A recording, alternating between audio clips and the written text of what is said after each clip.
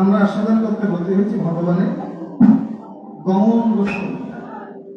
এই যে দেখুন আজকে মায়ের আঙিনায় গোপাল আপন মনে খেলা করছে, মা দূরে দাঁড়িয়ে গোপালের খেলাটাকে দেখছে। মা যশোদা আপন আঙিনার মাঝে